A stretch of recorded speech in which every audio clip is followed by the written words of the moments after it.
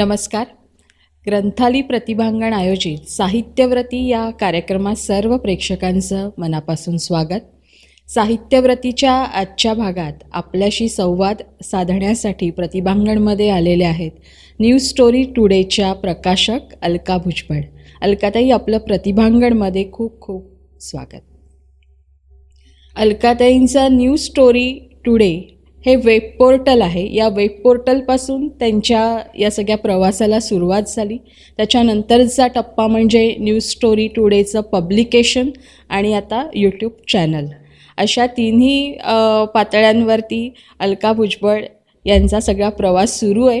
त्यांच्याशी आज आपण संवाद साधणार आहोत, गप्पा मारणार आहोत आणि त्यांच्या जीवनाच्या प्रवासाविषयी आणि साहित्य प्रवासाविषयी आपण जाणून घेणार आहोत. अलकाताई, मी आपलं पुन्हा एकदा इथे स्वागत करते आणि ग्रंथालीच्या आमच्या कार्यक्रम संयोजक धनश्री धारप यांना विनंती करते की आपण इथे अलकाताईंचं स्वागत करावं.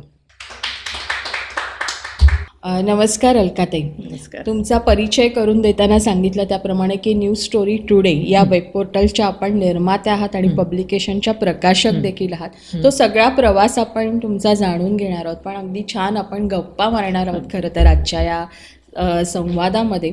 आणि हा प्रवास जाणून घेण्याआधी मला थोडंसं तुमच्या आधीच्या सगळ्या प्रवासाविषयी जाणून घ्यायचं आहे की तुम्ही जरी आता वेब पोर्टलचं काम पाहत आहात, पब्लिकेशनमध्ये आहात, यूट्यूब चॅनलवरही तुम्ही आहात, तुमचं स्वतःचं यूट्यूब चॅनल आहे, अनेक मुलाखतीही तुम्ही घेत असता. तर या सगळ्या क्षेत्राकडे वळण्याआधी थोडं जाणून घ्यायचं आहे की तुमचं बालपण कसं होतं, की तिथेच हे सगळे संस्कार झालेले होते का? ती साहित्याचं वाचन असेल किंवा अनेक साहित्यिक कार्यक्रम तुम्ही तेव्हा ऐकले होते का, किंवा वाचनालयामध्ये जाणं असेल किंवा शाळेमधलं एक वेगळं वळण असेल, या सगळ्याविषयी आम्हाला पहिल्यांदा जाणून घ्यायचं आहे. सर्वप्रथम खरं तर मी प्रतिभागणचे खूप खूप आभार मानते आणि आज तुम्ही मला इथे बोलवलं. आणि मी साहित्य क्षेत्राशी नंतर निगडीत झाली, पण बालपणापासून खरं तर माझा तसा काही तेवढा संबंध नव्हता. पण आज मी साहित्य क्षेत्रात आल्यानंतर आज मला एवढ्या मोठ्या प्लॅटफॉर्मवर तुमच्यासमोर मला माझे विचार व्यक्त करायला मिळतात. त्याबद्दल खास मी प्रतिभागणचे आणि तुम्हा सर्वांचे खूप खूप आभार मानते. आणि माझ्या बालपणाविषयी जर बोलायचं झालं तर माझं शिक्षण सगळं चेंबूरमध्ये झालं. ग्रॅज्युएशनसुद्धा मी चेंबूरमध्येच केलं. पण आमच्या घरामध्ये तसं बघायला गेलं तर साहित्याचं वातावरण असं काही नव्हतंच. म्हणजे मुळात बिझनेस होता माझ्या वडिलांचा आणि आईचा. आणि वडील जरी सर्व्हिस करत होते तरी पण आम्ही स्वतः जातीने कासार असल्यामुळे बांगड्यांचं दुकान, त्यामुळे बिझनेसशी जास्त संबंध. पण साहित्य असं म्हणजे माहितीच नाही कोणाला की पुस्तक वाचणं किंवा त्याच्यावर काही बोलणं हा प्रकार काही माहिती नव्हता जास्त. पण मला मुळातच लहानपणापासून वाचायची आवड, पण वडिलांना आमच्या अजिबात चालायचं नाही की पेपर वाचत बसणं म्हणा किंवा पुस्तक वाचत बसणं. मुलींनी काही एवढं वाचत बसावं, त्यांचं फक्त 10वी शिक्षण झालं की त्यांना लगेच त्यांचं लग्न करून द्यायचं, कारण मग हे योग्य होणार नाही की तिला जास्त शिकवलं तर मग उगाच जोडे झिजवावे लागतील, असं वडिलांचं मत होतं त्यावेळेला. त्यामुळे वाचन हा प्रकार माहिती नव्हता. पण मी वाचायची, पेपर वगैरे कुठे वाचायला मिळालं तर वाचायची, किंवा पुस्तक वाचायला कधी मिळालं तर डोक्यावर पांघरून घ्यायचं आणि आतमध्ये वाचायचं, असा प्रकार खरं असायचा. किंवा ते नसतील घरी त्यावेळेला मी वाचायची. त्यामुळे वाचन माझं होतं, पण असं जास्त कोणाची डिस्कशन हा प्रकार कधी झालेला नाही आहे. इवन दो खरं बघायला गेलं तर कॉलेजच्या नंतरसुद्धा मी कॉलेजच्या लायब्ररीमध्ये जाऊन वाचायची पुस्तकं वगैरे. इवन माझे फ्रेंड सर्कल होते ना, तर तेसुद्धा म्हणायचे की हे पुस्तक चांगलं, ते पुस्तक चांगलं. मी तेवढ्यापुरतं बोलायचे, पण मी त्यांच्याशी कितपत डिस्कस करू शकेन, कारण जास्त वाचन नव्हतं. जे मला काही थोडं कधी वाचायला मिळालं तेवढंच मी वाचत होते. आणि काही मैत्रिणी खूप वाचायच्या चांगलं. त्यामुळे जास्त असं त्यांच्याबरोबर जास्त बोलणं चालणं, आमच्या घरामध्ये इतकं रूढ वातावरण होतं की मुलींनी पावडर वगैरे लावलेलं असं चालत नाही, लिपस्टिक लावणं, कोणासमोर जास्त येऊन बोलायचं नाही, इथपर्यंत असं स्ट्रिक्टली वातावरण होतं. पण तरी मी वडिलांना कधी दोष देत नाही की त्यांनी असं स्ट्रिक्टली मला ठेवल्यामुळे, पण कारण त्यांचे चांगले गुण मी घेतले. त्यांचं असं असेल त्यांच्या मताने किंवा त्यांच्या वयाच्यानुसार किंवा त्यांच्या काही अनुभवानुसार ते असेलही, पण तरीसुद्धा मला जे करायचं होतं त्याप्रमाणेच मी स्वतःला घडवत गेली. मग शिक्षणाचा काय उपयोग असं मी स्वतःला मानत गेली. त्याच्यामुळे लग्नानंतर खरं तर हे जास्त साहित्याकडे मी वळाले.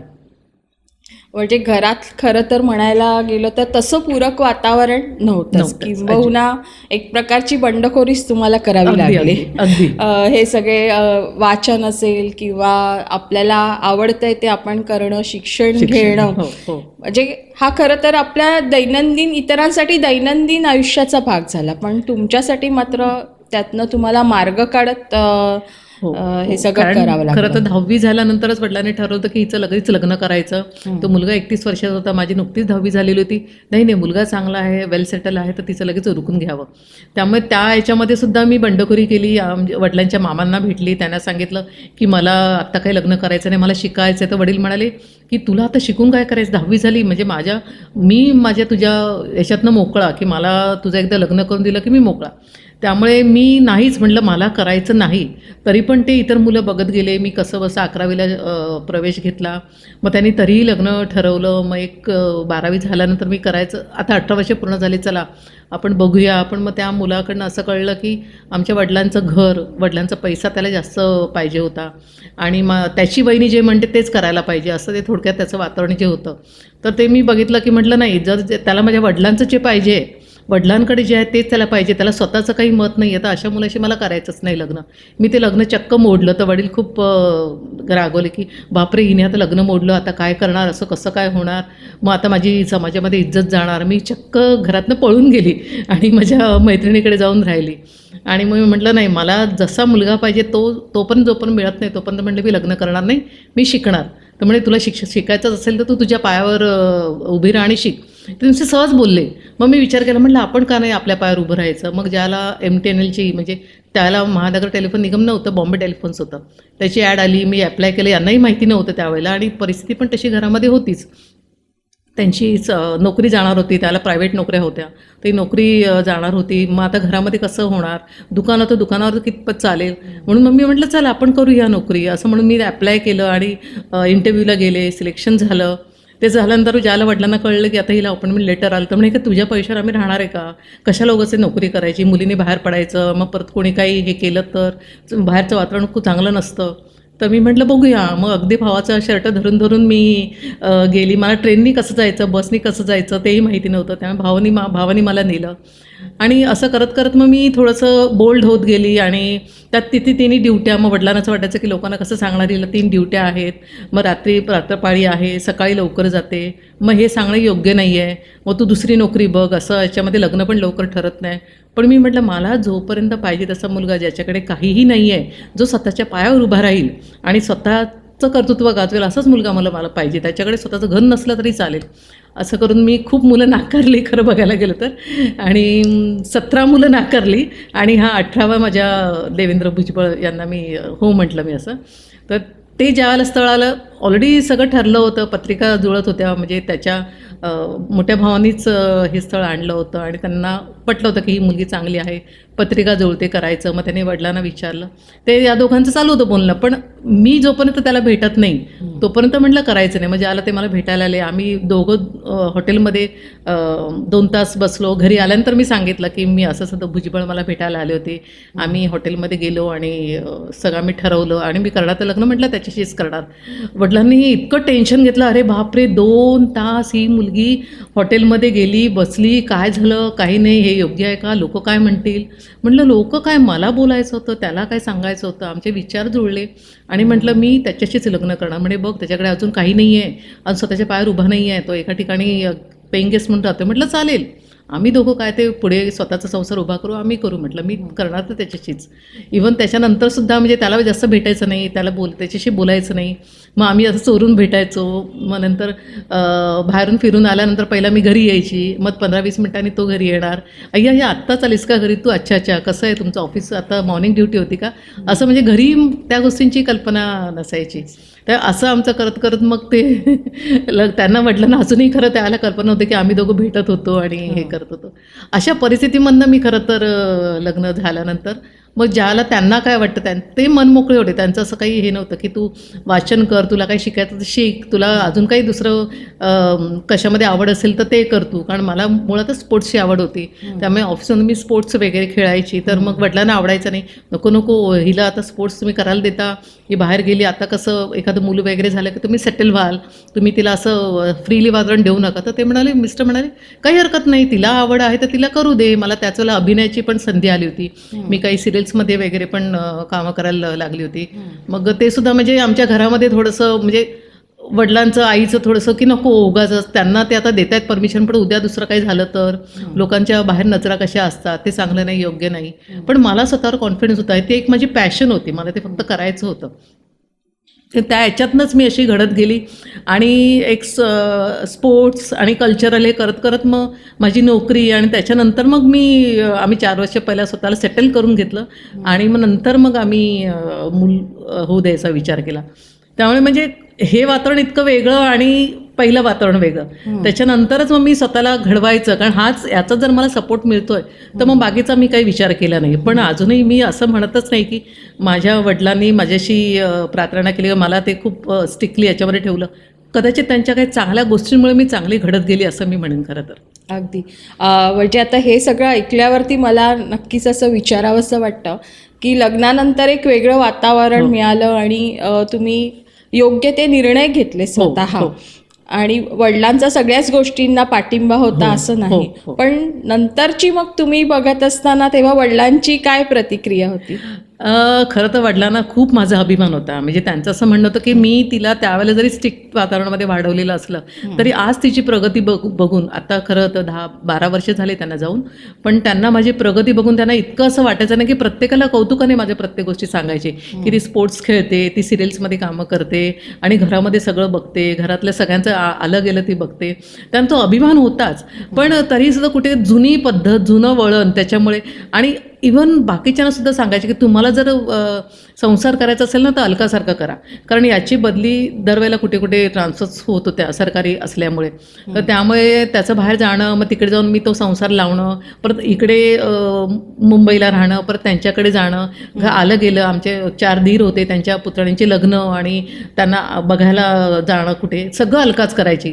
मग सगळं आलं गेलं, कोणाचं बारसं असं, कोणाचं लग्न असं, सगळं अलका बघायची. त्याचं त्यांना खूप अभिमान वाटतं. कधीही सगळ्यांना ते माझं उदाहरण द्यायचे. मी गाडी शिकली, आमच्याकडे माझे भाऊ वगैरे त्यांना गाडी येत नाही, त्यांचं शिक्षण तेवढं झालं नव्हतं, मग ते सगळं सांगायचे की अलका बघ कशी शिकली, स्वतःच्या जिद्दीवरती शिकली. मला खरं तर बघायला गेलं त्यांनी ग्रॅज्युएशनपर्यंत म्हणे तू तुझ्या पैशावर शिक. मी मला जसा पगार मिळेल तशी पुस्तकं मी आणायची आणि मी माझं शिक्षण पूर्ण केलं. तर ते पण त्यांना खूप म्हणजे कौतुकाने ते सगळीकडे सांगायचे सगळ्यांना. म्हणजे गाडी शिकवताना सुद्धा, ज्याला मी गाडी शिकली त्याला सुद्धा मला ते म्हणायचे की चल मी तुला, त्यांच्याकडे त्यावेळेला सोमू गाडी होती, तर म्हणे चल मी या गाडीवर तुला प्रॅक्टिस करून देतो, मग चल तू माझ्याबरोबर. मग ड्रायव्हरला सांगायचे की तिला असं असं प्रॅक्टिस करून दे.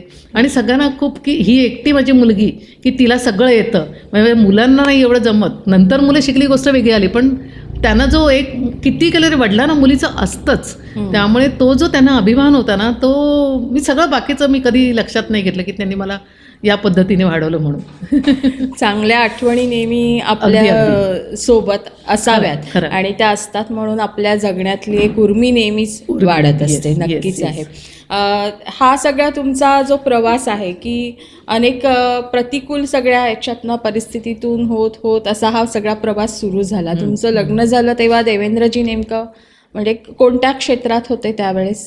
ते दूरदर्शनला होते आणि सहाय्यक निर्माता म्हणून ते होते, आणि त्याच्यानंतर मग निर्माता झाले. पण ती नोकरी त्यांची म्हणजे फिरतीची, म्हणजे म्हणायला गेलं तर all over all India radio, all India सगळीकडे त्यांच्या बदली होणार होत्या, तर त्यांना महाराष्ट्रामध्येच सर्व्हिस करायची होती. तर ते म्हणाले की मी आता परत परीक्षा देतो, आणि म्हणून त्यांनी MPSCची परीक्षा दिली आणि त्याच्यानंतर मग ते इथे मंत्रालयामध्ये लागले. आणि तसं एक पोस्ट करत ते संचालक म्हणून निवृत्त झाले माहिती खात्यातून. माहिती जनसंपर्क महासंचालनालय याच्यावरून संचालक म्हणून निवृत्त झाले ते. म्हणजे लग्नानंतर खरं तर समांतर असा तुम्हा दोघांचाही एक चांगला प्रवास, सकारात्मक असा प्रवास सुरू झाला आणि तो आलेख उंचावतच गेला. म्हणजे घरातच तुमच्या लेखक आहेच म्हणजे. तर एक मला उत्सुकता वाटते की म्हणजे आता तुमच्याबद्दल ऐकल्यावरती की पहिल्यांदा तर तुम्ही कधी लिहिलं नव्हतं तसं म्हणायला गेलं तर नेमकं तुम्हाला असं कधी जाणवलं की अरे आपण पण लिहू शकतो, आपल्यालाही लिहिता येतं, हा आत्मविश्वास नेमका कधी आला? तसं बघायला गेलं तर मला लिहावंसं पहिलं वाटायचं, कारण थोडंसं वाचनाची आवड असल्यानंतर इवन मैत्रिणींना पण मी काही थोडं कोणाला वाटलं तर मी लिहून द्यायची, पण मला माहिती नाही की मला लिहिता येतं किंवा काय असं. त्यामुळे लग्न झाल्यानंतर मला याने सांगितलं की अगं तू पण पत्रकारितेचा कोर्स कर. मुळात याचं जर्नलिझम हा MJ मधला गोल्ड मेडलिस्ट होता, त्यामुळे म्हणे तुला शिकायचं असेल अजून पुढे तर तू शिक. मग त्याने पण त्याच्यानंतर मी MSc चा कोर्स केला आणि मग जर्नलिझमचा मी कोर्स केला, डिप्लोमा घेतला मी. पण कितपत लिहू शकेन, कारण आपल्या संसाराच्या याच्या राहटगाण्यामध्ये तेवढं कधी सुचलंच नाही की लिहावं किंवा काय करावं. असं छोटंसं थोडं काही एक पॅरेग्राफ किंवा 1-2 पेजेस असं लिहायचे, पण ते कुठे प्रसिद्धीला द्यायला पाहिजे किंवा काय असं कधी लक्षात नाही आलं. पण ज्या वेळेला माझी मुलगी झाली आणि मला मुळात गिर्यारोहणाची आवड होती आणि आम्ही चंद्रखणी पास 12,428 फूट तिकडे आम्ही व्हायचे तर्फे गेलो होतो.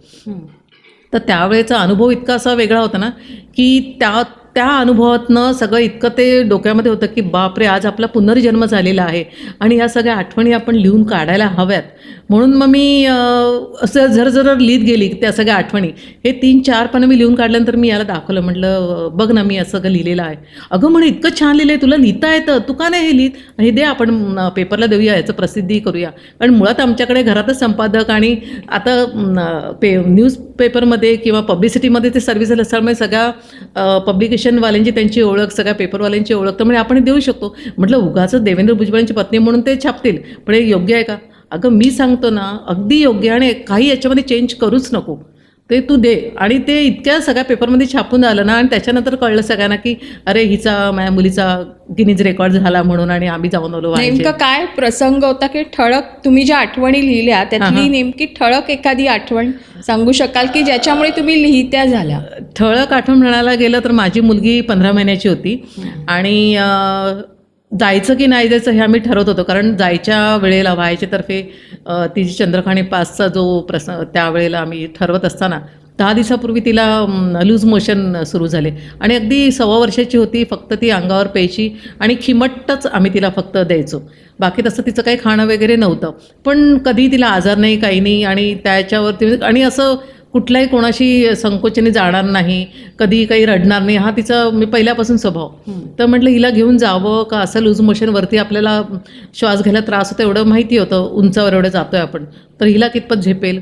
आम्ही कॅन्सल करायच्या वेळेला ज्यांनी आपलं ठरवलं या बाहेरचे अलिबागचे जे होते समन्वयक, तर ते म्हणाले नाही आपण घेऊन जाऊ, काही प्रॉब्लेम येणार नाही, तिथे बेस कॅम्पला तर तुम्हाला लक्षात येईल, ते पण तुम्हाला चेक करतील सगळं. तर मग आम्ही ठरवलं घेऊन जाऊ, पण बेस कॅम्पला जाईपर्यंत ती ओके झाली, काही प्रॉब्लेम नाही. तिकडे त्यांनी सगळं आमची टेस्ट घेतली, हिला बघितलं, तर ही आपली खाली खेळते, सगळ्यांशी बोलते, चालते, मस्तपैकी हिंडते, सगळ्यांना हाय बाय अगदी करणं, सगळ्यांकडे जाणं. तर त्यामुळे ते म्हणाले नाही you can just take out, no problem, पण सगळं तुम्हाला जमेल का वरती. तर आम्ही म्हटलं की जर नाही जमलं तर रिटर्न येऊ, त्याच्यात काय एवढं. म्हणून रिस्क अशा मनामध्ये काही आलंच नाही की ही रिस्क आहे आणि काय होईल वरती, पण जाऊ घेऊन म्हणून असं म्हणून आम्ही ते घेऊन जाऊ लागलो. तर आपल्याबरोबर जे पोर्टर असतात वरती घेऊन जातात, तर ते पोर्टर म्हणाले की आम्ही तिला कॅरी करतो, कारण आम्ही पुढे जातो आणि आम्ही ग्लेशियरवरून आम्ही तिला सोबत घेऊन जातो आणि पहिला आम्ही खाली पोचू, तुम्ही फक्त तुमचं सामान घेऊन या. अशा पद्धतीने आम्ही जात होतो. इव्हन ज्या वेळेला तिला भूक लागायची तर ती माझ्याकडे आणायची, आम्ही तिला असंच मी चालायची. त्याला असं काही इतकं प्रकार नाही की हिला कसं पाजायचं किंवा काय, अगदी अंगावर असंच उघडं पाजायचं आणि ती जायची. मग हा प्रकार मी तो काही पाळला नाही की नको लोक बघतात किंवा काय, असं काही नाही. एका साईडला ती प्यायची आणि असंच चालत होतं. तिला फक्त बदाम आणि अक्रोडे सोबत नेहमी असायचे माझ्याजवळ, आणि खिमट रात्रीचे आम्ही द्यायचो. हा 14 दिवसाचा ट्रॅक होता. तर ज्याला 14 दिवसाचा ट्रॅक संपल्यावर शेवटचा दिवस जो होता, आता आम्ही अगदी चंद्रखणी पासच्या 12,425 फुटावर आलो. 28 फूट टोटल आहे, ते 25 फुटावर आलो. तर अजून 3 फुटच होतं आणि तो ग्लेशियर होता. तर माझी मुलगी त्यांच्याकडे होती, ते जे पोर्टर होते ते, तर त्यांनी वरतून असं खाली सोडलेलं मी बघितलं तिला. तर मला एकदम धडकी भरली की अरे बापरे, त्यांनी हिला सोडलं काय, आता हे कसं बिंदास सोडलं, आणि आपण त्यांच्यावर विश्वास ठेवला की ते तिला बरोबर नेतील. आणि ज्याला वरती पोचल्यावर मला सगळं अवसानच गळालं की कशाला आपण जगतोय, गरज काय आपल्याला एवढं वरती यायची, काय काय गरज होती या आपल्याला 12,428 फुटला जातोय आणि हे सगळं. खूप स्वतःचा राग यायला लागला आणि असं मनात असं हे व्हायला लागलं की चीड यायला लागली स्वतःचीच अगदी. तर तेवढ्यात मला असं कोणीतरी मागून हे केलं, तर मला असं राग आला, कोण हे मला हे करतंय. तर तिने असंच माझी मुलगी मला अशी हात देते आणि म्हणते मम्मा.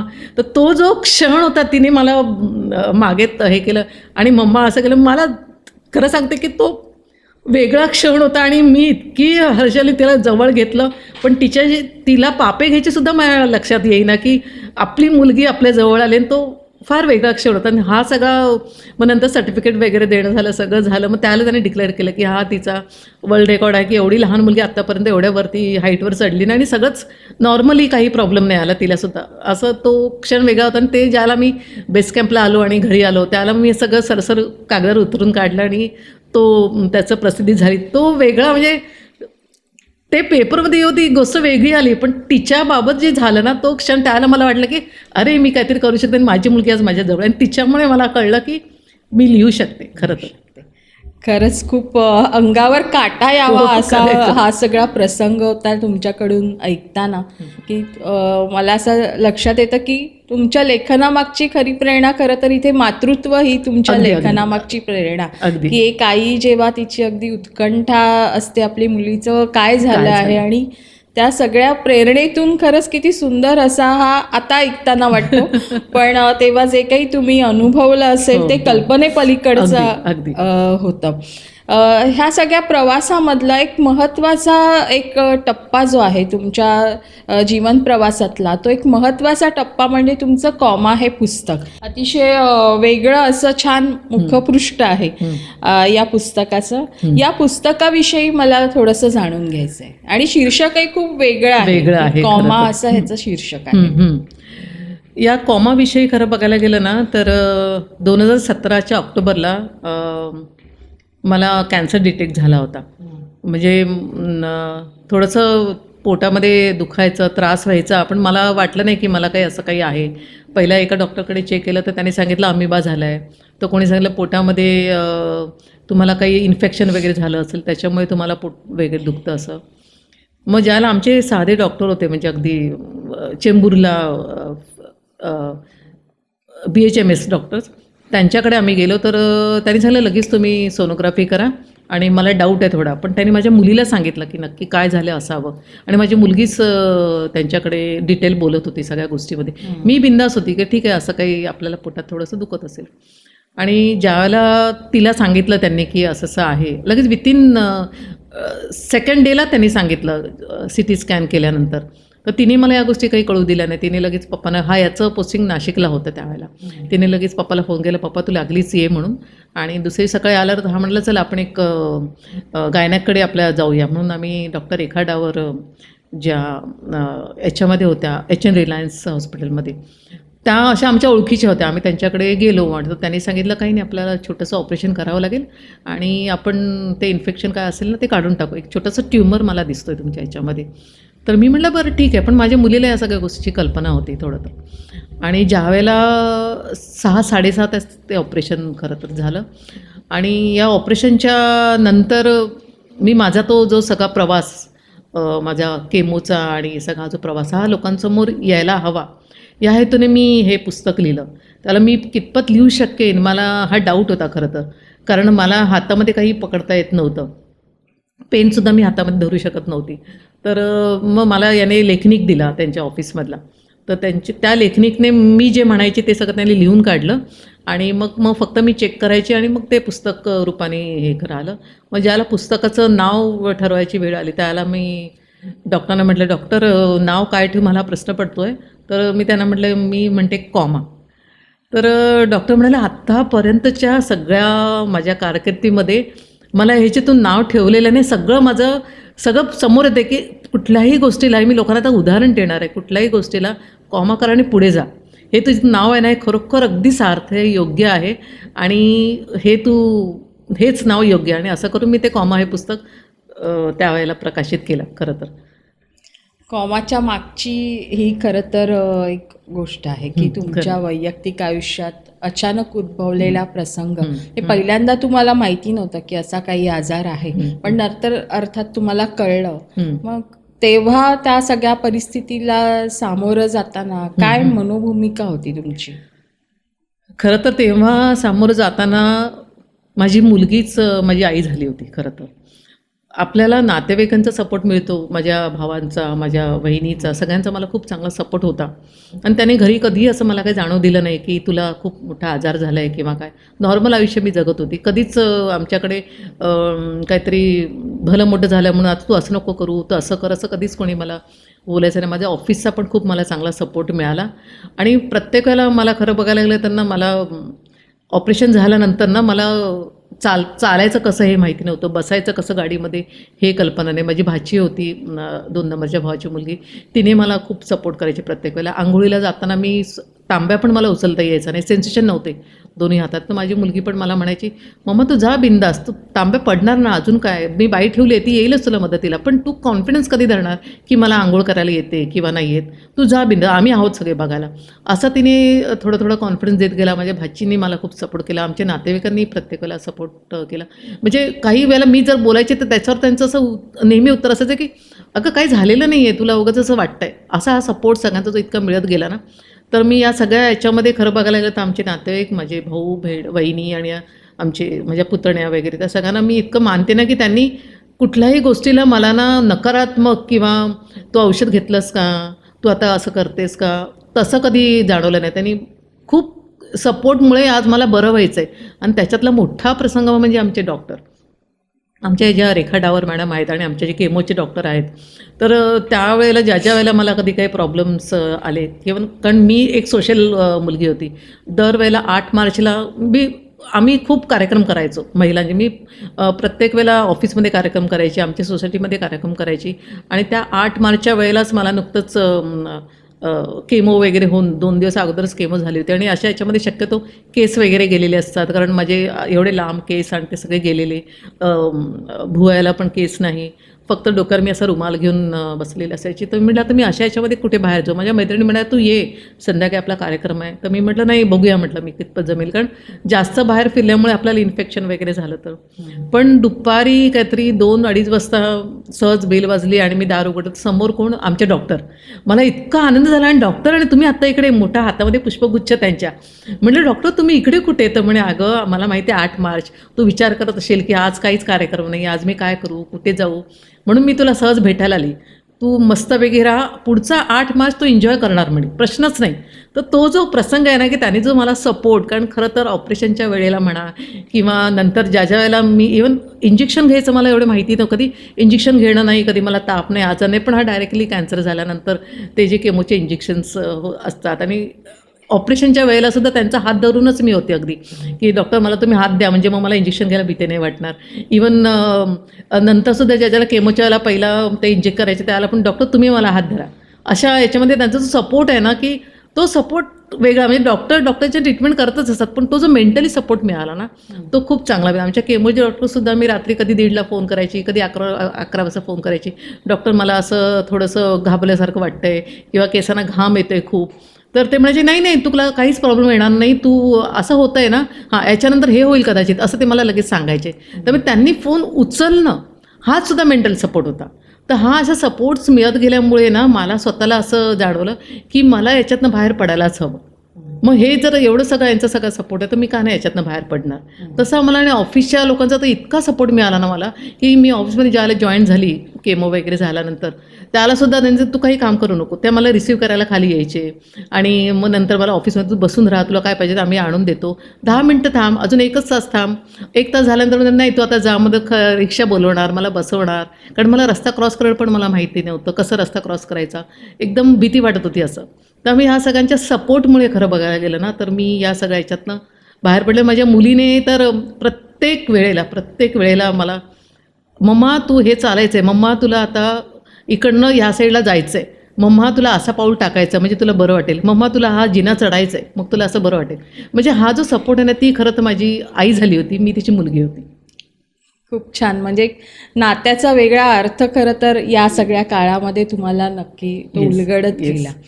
अशा अनेक आठवणी मला वाटतं आता तुमच्याकडे पाहत असताना मला दिसतंय की अनेक आठवणी तुमच्या मनात उभ्या राहिलेल्या आहेत, पण त्या सगळ्याला कॉमा देऊन तुम्ही पुढे आज जा. पुढे अगदी, गेलेला आहात. अगदी. आणि आज म्हणून खरं तर आज तुमची इथे मुलाखत होत आहे, आणि ते एक महत्त्वाचं कारण म्हणजे तुमचं न्यूज स्टोरी टुडे Today.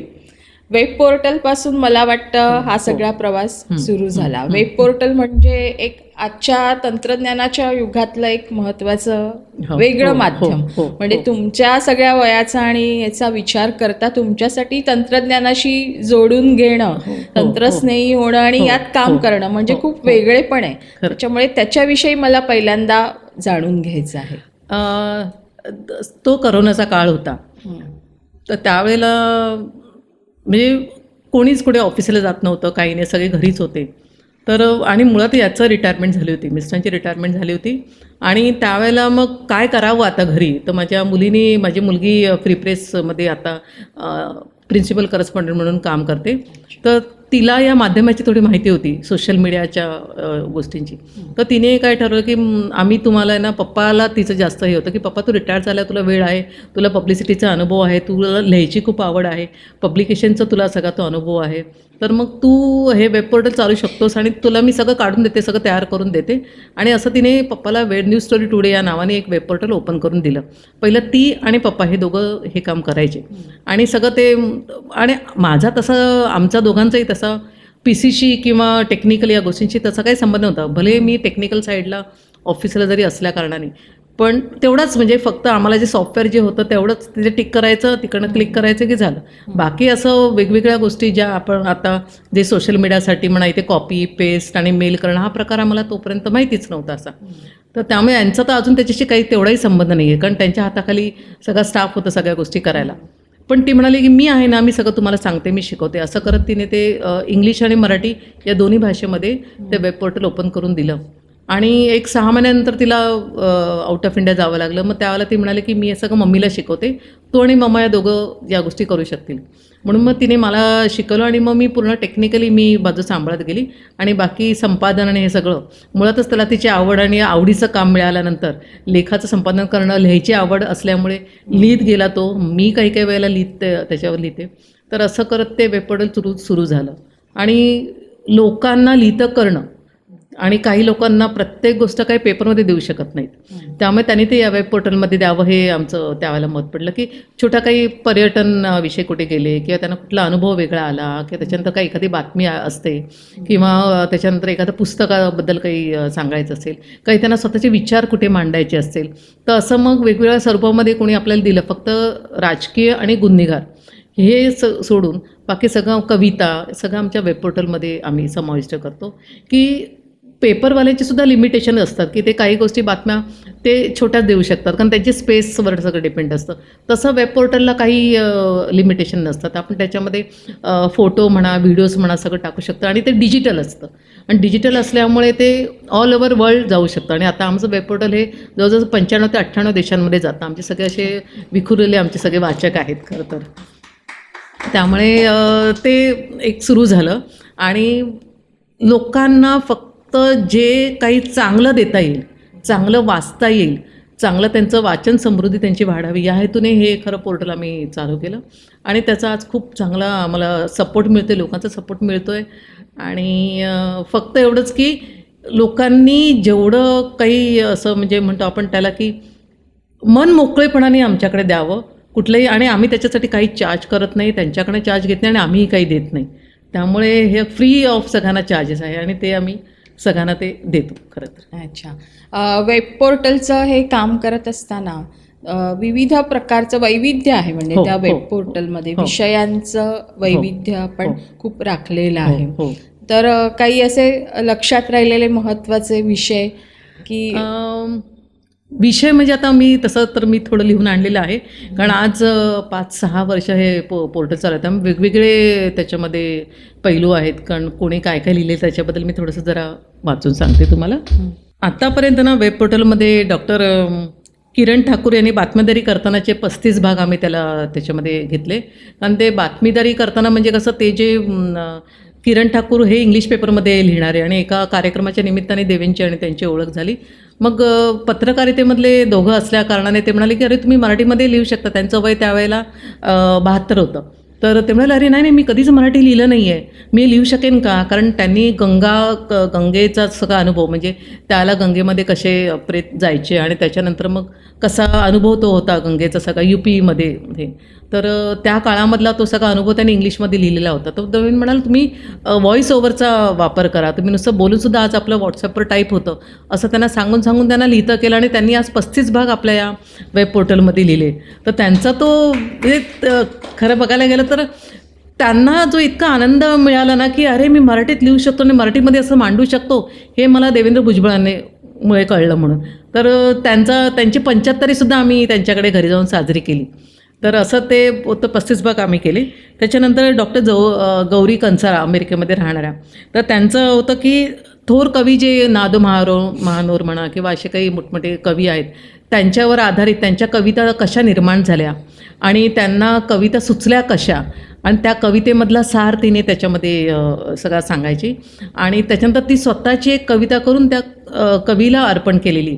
असे तिचे जवळजवळ 24 भाग तिने या अमेरिकेमध्ये वास्तव्य असताना सुद्धा ते आम्हाला पाठवून ते 24 भाग तिने आपल्या या वेब पोर्टलला लिहिलेले आहेत.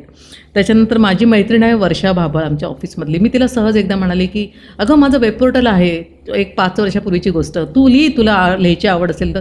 ते म्हणजे अलका मला जमेल का? म्हटलं का नाही जमणार, तुला नक्कीच जमेल लिहायला, तू प्रयत्न तर कर. मग तिने सुरुवात केली, तिचं सगळं कसं जीवन प्रवास, तिचं लहानपणीचं आयुष्य कसं गेलं, त्याच्यानंतर मग तिने लग्न केलं, मग ते लग्नाच्या नंतरचं पुढचं आयुष्य तिचं कसं होतं, असं करत करत तिने ना जवळजवळ 37 भाग त्याचे लिहिले आणि जीवन प्रवास त्याला ते नाव ठेवलं. आणि त्याच्यावर तिने एक म्हणजे आमचं पब्लिकेशन नंतर आम्ही ज्याला चालू केलं तर ते तिथे पुस्तक पण प्रसिद्ध केले जीवन प्रवास नावाचं, त्याला अनेक पुरस्कारसुद्धा मिळाले. तर असं म्हणजे या पोर्टलमुळे आम्ही लोकांना लिहितं करत गेलो. म्हणजे लेखनाची प्रेरणाच तुम्ही देत हो गेला. हो हो खरं सांगायचं तर की जी लिहिणारी माणसं आहेत ती लिहू लागलीच, पण जी न लिहिणारी आहेत त्यांना सुद्धा एक चांगलं व्यासपीठ मला वाटतं की पोर्टलने उपलब्ध करून दिलं. आणि मग नंतर पोर्टल करत असताना नंतरचा टप्पा आला तो पब्लिकेशनचा. अगदी बरोबर आहे. मग एकीकडे आपण डिजिटल माध्यम हाताळत आहोत आणि अनेकांपर्यंत पोहोचत आहोत. असं असताना मग पुन्हा आपण ते पुस्तक रूपातही करावं असं का बरं वाटलं? मुळातच याला संपादनाची आवड होती देवेनला आणि आम्ही विचार केला की आता हीच पहिला खरं जीवन प्रवास ज्याला काढताना आम्ही विचार केला, तिचं म्हणणं अलका तुम्ही पुस्तक काढणार, तुमच्याकडे एवढा अनुभव आहे. तुझे मिस्टर पण संचालक म्हणून रिटायर झाले, त्यांच्या ऑफिस लोकमानस, मी नाव विसरली त्यांच्या याचं मासिकाचं, ते मासिक त्यांच्या ऑफिसमधनं प्रसिद्ध व्हायचं. इवन त्याच्या सगळ्या डायऱ्या, टेलिफोनच्या डायऱ्या पण त्यांच्याकडनं प्रसिद्ध व्हायच्या. तर त्याचा सगळा अनुभव होता. तर पुस्तकाने तुम्ही माझं काढत, तुम्हीच काढा, मग पब्लिकेशन चालू करा ना. तर मी म्हटलं देवेन आपल्याला जमेल का, होईल का हे? तर हा म्हणाला बघूया प्रयत्न करून. म्हणून आम्ही ते सुरू केलं, संपादन त्याचं थोडंसं केलं त्याने. पुढे मग मी त्याचं पूर्ण एडिटिंग करत गेली आणि ते पुस्तक तिचं निघालं. पहिलं पुस्तक ज्याला आलं बाजारामध्ये त्याला मी म्हटलं की अरे आपण करू शकतो असं करत तिचं पहिलं पुस्तक आणि त्याच्यानंतर आम्ही अशी पुस्तकं करत गेलो आणि आज आमची 19 पुस्तकं आज पब्लिश झालेली आहेत आमच्याकडनं. त्याच्यामध्ये 3 तर परदेशस्थ लेखिका आहेत, त्यांचं आपण पुस्तक पब्लिश केलं. तर त्यांनी खरं पहिलं काही पोर्टल लिहित गेले आणि त्याच्यानंतर मग आपण ते त्यांच्या पुस्तक रूपाने त्यांचे सगळे लेख ते प्रसिद्ध करत गेले. त्याच्यामध्ये मी पोलीस अधिकारी झालो, निवृत्त DYSP सुनीता नाशिकर त्या म्हणाल्या मला नाही लिहिता येणार, मी पोर्टलला पण लिहू शकणार नाही तुमच्या. तर आम्ही म्हटलं तुम्ही जे हे लिहायचे, तुम्ही इन्स्पेक्टर असताना जे तुम्ही तुमच्या डायरीमध्ये लिहायचे आणि तेच तुम्ही आम्हाला द्या, बघू आम्ही एडिट करायला आम्ही आहोतच. असं करत लिहित त्यांचे 32 भाग त्यांचे झाले आणि त्याच्यानंतर त्यांचं ते पुस्तक निघालं. त्यामुळे त्यांना हे खरं वाटे ना की अरे मी हे पुस्तक काढू शकले. आणि आज त्यांना म्हणजे काही लोक त्यांचं पुस्तक रेफर करतात की मी म्हणजे महिला पोलीस अधिकारी होताना काय काय अनुभव आलेत.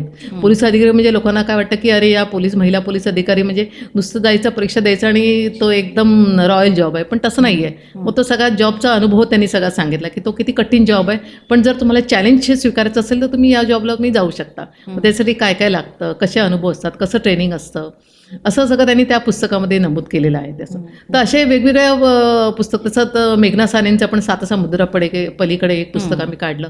तर सात समुद्रापलीकडेच्या वेळेला सुद्धा त्यांनी अमेरिकेमध्ये राहणाऱ्या ज्या बायका आहेत की त्यांना मराठी माहिती नाही आहे, म्हणजे मराठी आवडतं पण मराठीचे श्लोक घेणं किंवा मराठी संस्कृती कशी जपावी, नंतर मराठी भाषेसाठी काय काय करता येईल, असं त्यांनी जे एकेकानी जे केले त्यांच्यावर त्या लिहित गेल्या. आणि त्यांचं सात समुद्राकडे पुस्तक हे मराठी ग्रंथालयानेच ते प्रसिद्ध केलेलं आहे, तर पब्लिश केलेलं आहे. तर असं सात समुद्राकडे ते पुस्तक त्यातनं तसे पुस्तकं असे वेगवेगळ्या याच्यातनं काढले. तर आमची एक रश्मी हेडे म्हणून आहे, तर तिने कर्तृत्ववान म्हणजे जे आमच्या कासार समाजामधले ज्यांनी कासार म्हणजे आमचा जो बिझनेस सोडून याच्या व्यतिरिक्त काय काय त्यांनी केलेलं आहे, एक वेगळा बिझनेस व्यवसाय स्वीकारला आणि तो व्यवसाय स्वीकारताना त्यांना काय अडचणी आल्या आणि ते कशा आज वरती पोचले, तर त्यांच्यावर त्यांची यशकथा लिहित गेली. मग तिचं ते आम्ही एक समाजभूषण म्हणून एक पुस्तक प्रसिद्ध केलं. अशा वेगवेगळ्या पुस्तकं आम्ही प्रसिद्ध करत गेलो की लोकाभिमुख, की लोकांना काहीतरी चांगलं द्यायचं पाहिजे. आता इव्हन मध्यंतरी देवींनी लिहिलं आम्ही अधिकारी झालो, हे जे पुस्तक दिलं, तर त्याच्यामध्ये असं आहे की कलेक्टर कसे झाले, त्याच्यानंतर दारू विक्री करणारा मुलगासुद्धा आज कलेक्टर झाला, त्याच्यानंतर आज IAS कसे झाले काही जण, की ते आपल्या स्वतःच्या परिस्थितीमधून म्हणजे अक्षरशः झोपडपट्टीमध्ये राहणारे मुलंसुद्धा स्वतःच्या कर्तृत्वाने कसे आपण पुढे जाऊन स्वतःचं कर्तृत्व गाजवू शकतो, अशा याच्यावर ते पुस्तक लिहिलं गेलं. त्याच्यानंतर त्याने करिअरच्या नव्या हे पुस्तक लिहिलं. तर त्या पुस्तकामध्ये 750 कोर्सेसची माहिती आहे की जे महाराष्ट्रामध्ये कोर्सेस आहेत ते आपल्याला माहितीच नाही आहे, की अगदी तुम्ही चप्पल कशी शिवावी, चप्पलचा व्यवसाय कसा करावा, तुम्ही 10वी नापास जरी झाला तरी तुम्ही स्वतःचा व्यवसाय करू शकता, असे वेगवेगळे कोर्सेस महाराष्ट्रामध्येच अवेलेबल आहेत. त्याची सगळी माहिती या पुस्तकामध्ये दिली. ते करिअरच्या नव्या दिशा ही अशी काही काही पुस्तकं इतकी प्रसिद्ध झालेली आहे, त्याचा एवढा चांगला सगळीकडे मागणी आहे ना त्या अशा पुस्तकांना. तर काहीतरी चांगलं आपण हे देतोय समाजाला, कारण शेवटी हे समाजाचं आपलं देणं आहे. आपण समाजासाठी काहीतरी केलंच पाहिजे, आमच्या दोघांचं मत आहे. त्यामुळे समाजाचं देणं लागतं म्हणून आम्ही हे अशी चांगली काही पुस्तकं आणि ती आम्ही प्रसिद्ध करत गेलो.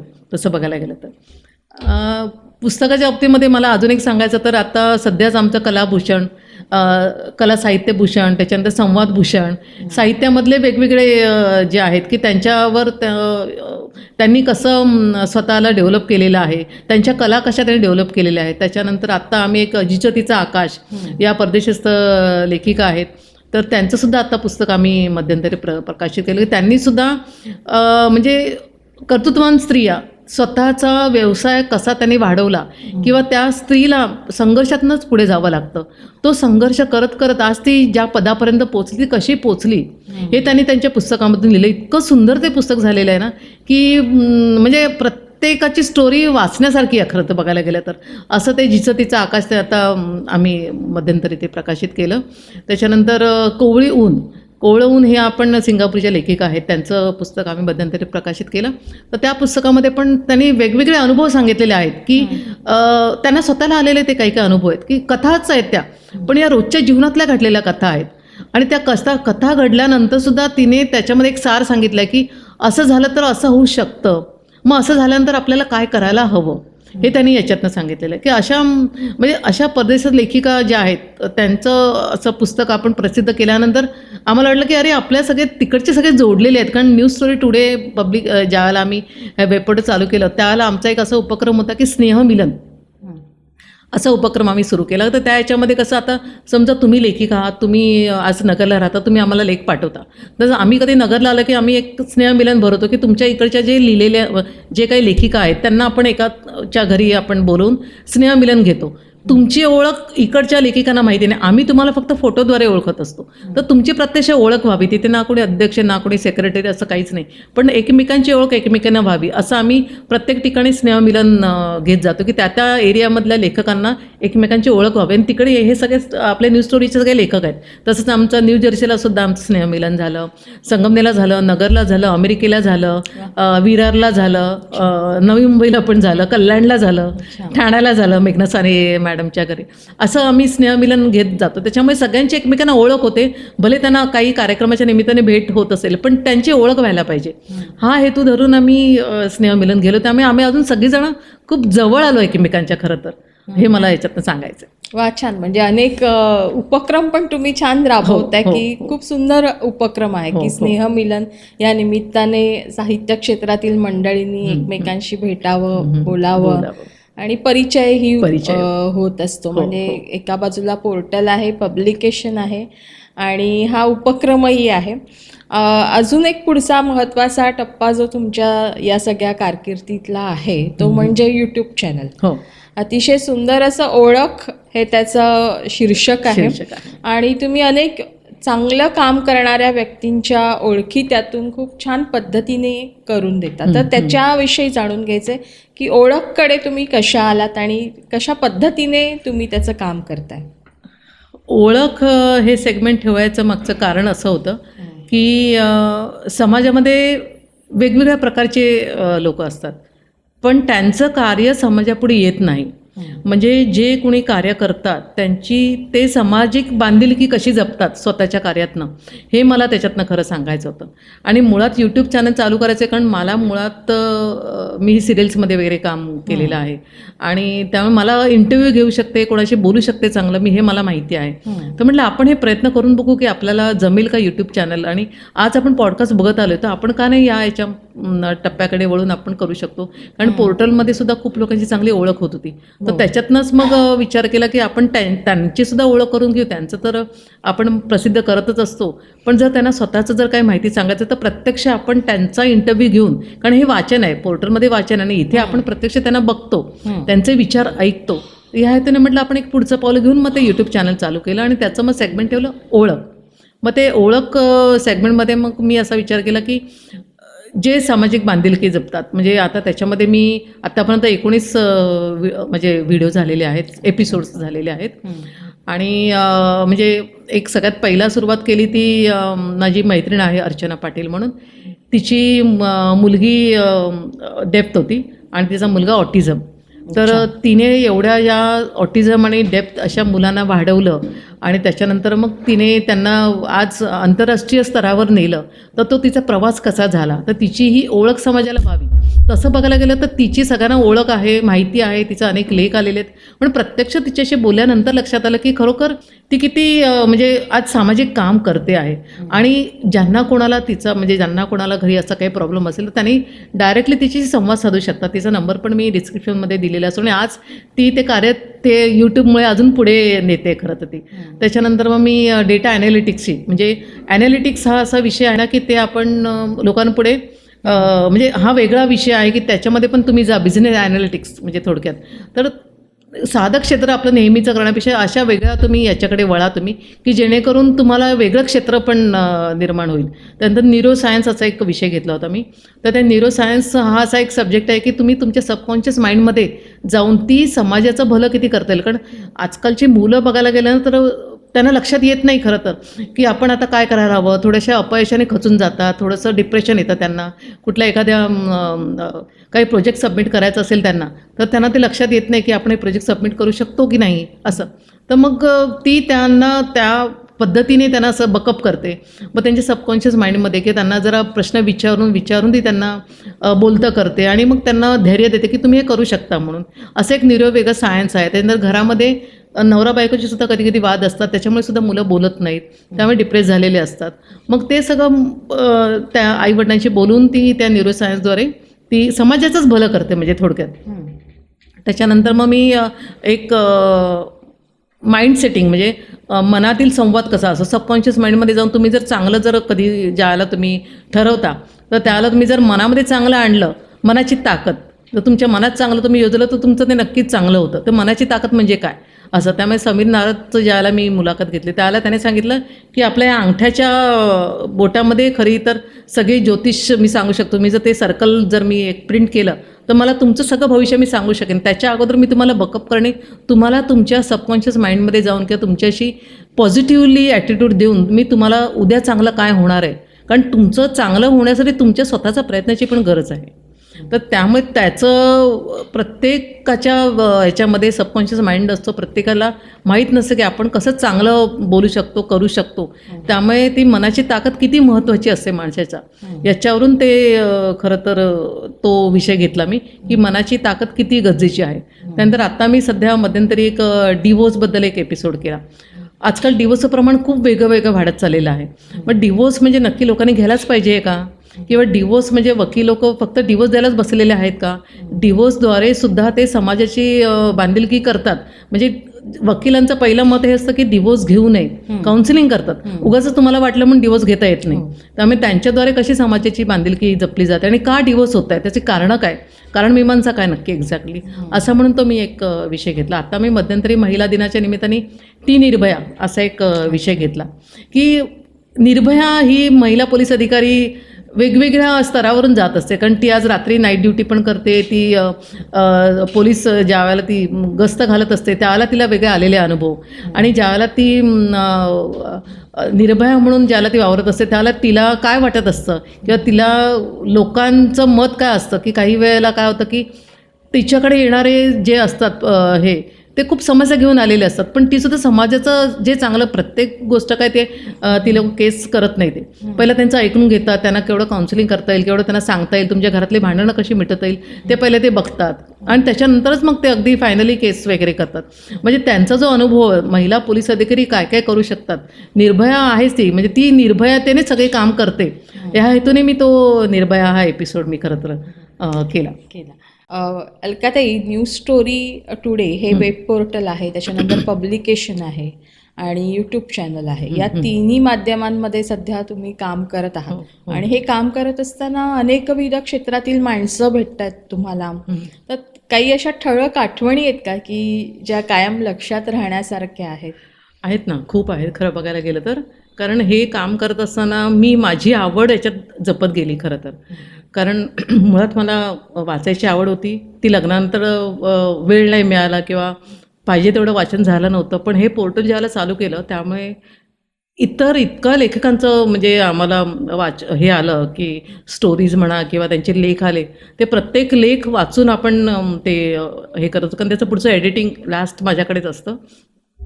टेक्निकली करताना त्याचा पॅरेग्राफ, त्याच्याखाली एखादा फोटो, मग तो पॅरेग्राफ काय नक्की सांगतो आहे, त्यामुळे नॅचरली पूर्ण लेख तो वाचला जातो. म्हणजे आता पुस्तक परिचय असेल म्हणा किंवा कोणाच्या आठवणी असतील म्हणा, किंवा त्याच्यानंतर मध्यंतरी आम्ही एक सदर चालू केलं होतं, लालबत्ती.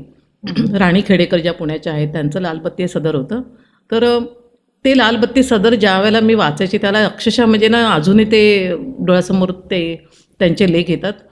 तर जे लाल एरियामध्ये म्हणजे रेड एरियामध्ये जे काम करणाऱ्या ज्या बायका आहेत तर त्या बायकांचं जीवन कसं असतं, म्हणजे तिकडे बघायला गेलं ना तर जर मुलगी झाली तर त्यांना आनंद असतो.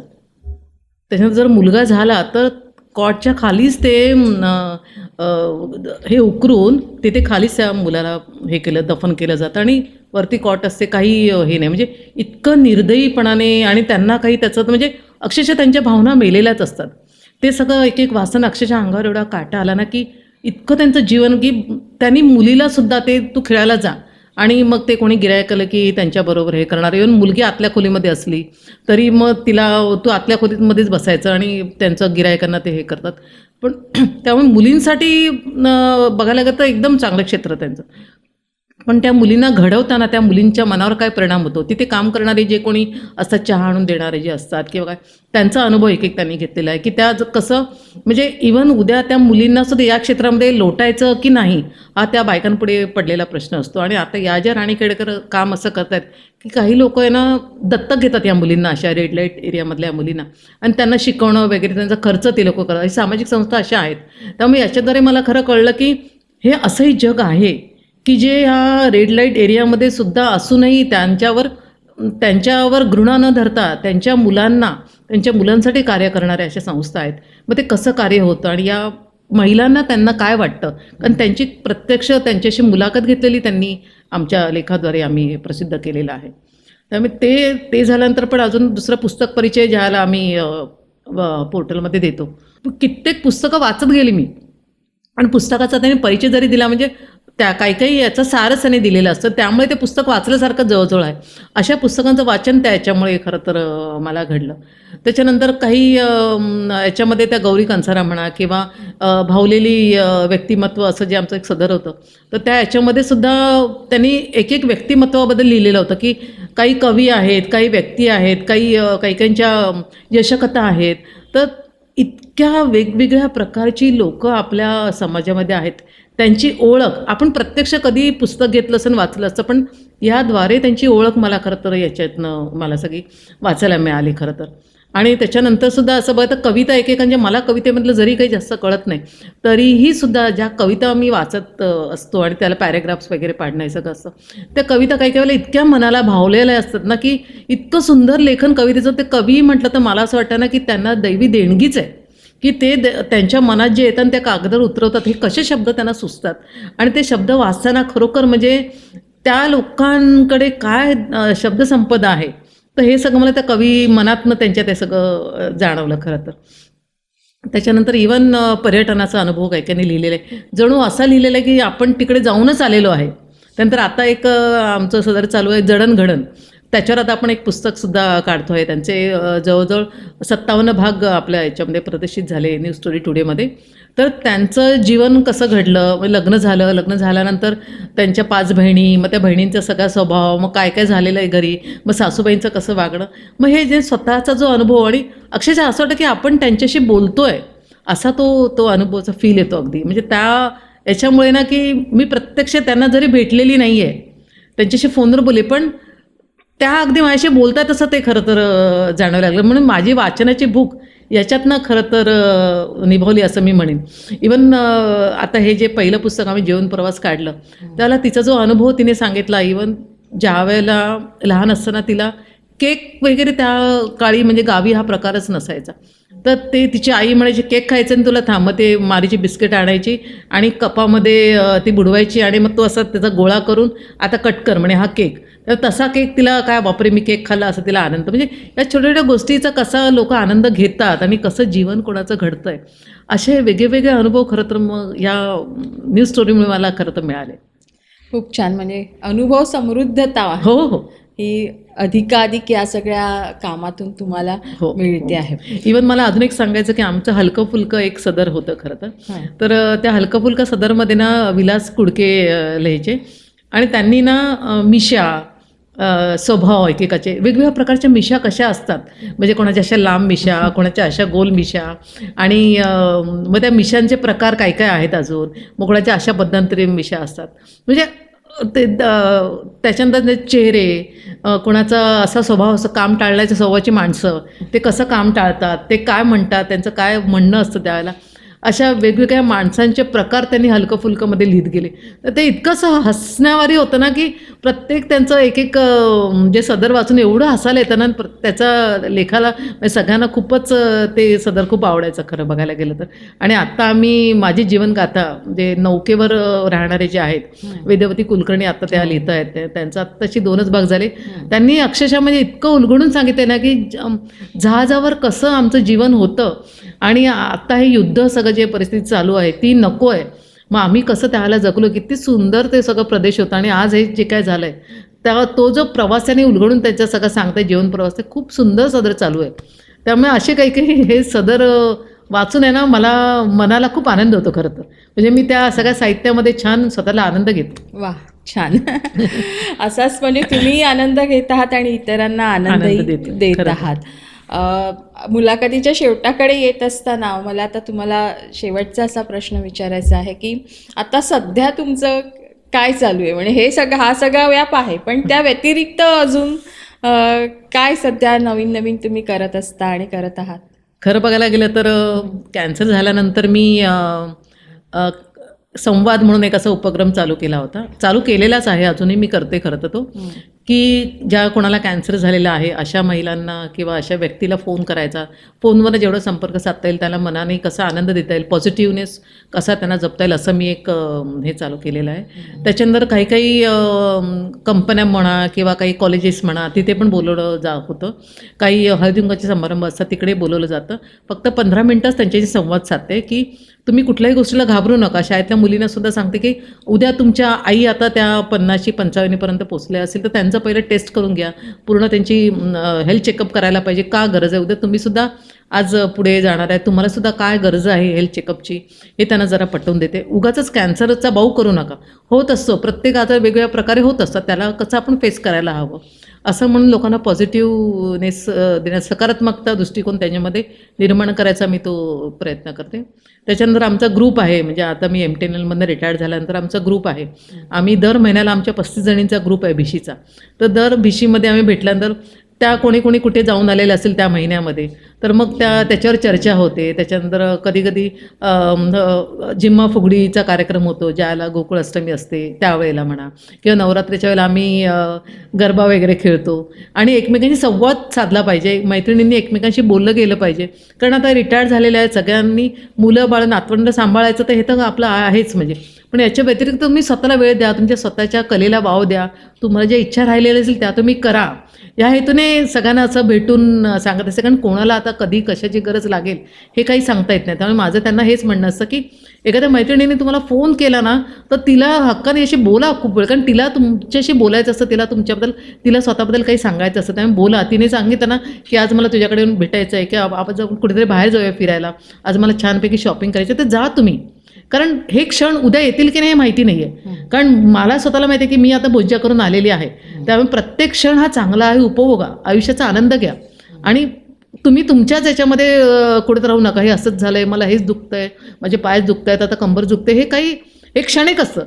तुम्ही जोपर्यंत बाहेर जात नाही, सगळ्यांशी बोलत नाही, मन मोकळेपणाने एकमेकांशी संवाद साधत नाही, तोपर्यंत तुम्हाला उगाचच कुठत बसण्यामध्ये अर्थ नसतो. तुम्ही मन मोकळे होत नाही तोपर्यंत तुम्हाला स्वतःलाच बरं वाटणार नाही.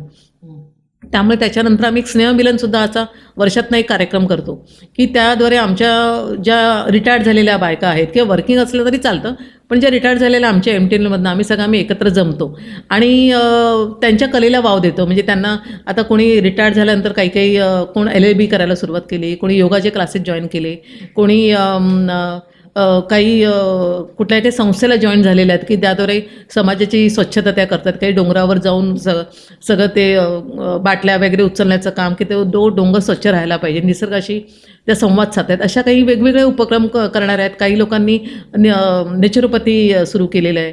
काहींनी बघायला गेलं तर आमच्या काही मैत्रिणी आहेत, तिने तर लोकांशी फक्त बोलायचं बस, बाकी काही तिचं काम नाही. कोणाशी फोन करायचं आणि तिला काय वाटतंय बस एवढंच बोलायचं, असं एक तिने, कारण फ्री आहे बघायला गेलं आता आजकाल कॉलिंग फ्री आहे, त्यामुळे ती फक्त बोलणंच करते ती लोकांची. अशा काही महिलांचा मी खास सत्कार करते, दरवर्षी वेगवेगळ्या महिलांचा सत्कार करते की जेणेकरून काही लेखिका झालेल्या आहेत, काही कवयित्री आहेत, म्हणजे रिटायर झाल्यानंतर काही लिहितात सुद्धा अजूनही, तर त्या सगळ्या महिलांचा सत्कार लोकांपुढे ते यायला पाहिजे, समाजापुढे म्हणा की आपल्या मैत्रिणींपुढे त्यांचं कार्य यायला पाहिजे, असं म्हणून ते स्नेहमिलन घेते. त्याच्यामध्ये डान्स करतो, नाटक घेतो आम्ही, त्याच्यानंतर फॅशन शो करतो. म्हणजे तुम्ही एक म्हणजे मजा करा, आयुष्याचं मजा घ्या म्हणून असं एकंदरीत तो कार्यक्रम सगळ्यांना भेटी देत, काही ना काहीतरी गिफ्ट देतो की ते आठवण म्हणून काही छोटंसं जरी मिळालं तरी लोकांना खूप बरं वाटतं. त्यामुळे ते दर 31 जानेवारीला आम्ही ते एक स्नेहमिलन घेतो. तर असे काही काही उपक्रम चालू असतात. त्याच्यानंतर मैत्रिणींना बस भेटणं, कधी वाटलं की घरी बोलवायचं की आपण त्यांच्याकडे जायचं आणि बस भेटायचं, बोलायचं, एकमेकांशी संवाद साधायचं. काही संवाद साधल्यामुळे काय माहीत नाही की तिला काय म्हणायचं असतं, कधी कधी ती आपल्याशी बोलती होते, हे महत्त्वाचं. म्हणून असं एक उपक्रम करत असतो, सोशल म्हणून खूप कार्य करत असते मी. वा, छान. अलकाताई, खूप अतिशय प्रेरणादायी खरं तर असा सगळा तुमचा हा प्रवास आहे. म्हणजे जे जे तुमचे टप्पे आहेत, अगदी लहानपणापासून ते आजतागायत जे सगळे टप्पे आहेत, की खरं तर प्रत्येक ठिकाणी तुम्ही म्हणायला गेले तर कॉमा देऊनच पुढे चालत राहिलेलात आणि अशाच तुम्ही पुढे चालत राहणार आहात. आणि स्वतः मला तुमच्या बोलण्यातून जाणवतं की तुम्ही या सगळ्याचा पहिल्यांदा स्वतः आनंद घेत आहात आणि त्यामुळे तुम्ही इतरांना हा सगळा आनंद देऊ शकत आहात. तर असंच सगळ्यांना तुम्ही आनंद देत राहा आणि जगण्याचा आनंद घेत राहा, अशा मी तुम्हाला शुभेच्छा देते. आणि तुम्ही प्रतिभांगणमध्ये आलात आणि खूप सुंदर संवाद साधला, याबद्दल मी तुमचे मनापासून आभार मानते. तुमचे पण मी खूप आभार मानते. आज प्रतिभागणमध्ये बोलवलं आणि मला माझे विचार व्यक्त करता आले, त्याबद्दल खूप खूप खूप धन्यवाद. धन्यवाद. थँक्यू.